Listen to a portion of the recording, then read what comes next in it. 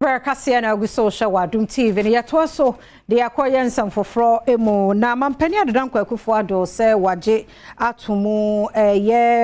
Agric minister ne resignation letter wode abanti me Kasee de o main so for fisheries ene aquaculture so Mavis Hawa Koomson ono ne yesi won hwe kire se Agric minister ho nsam Adom Kasee eto so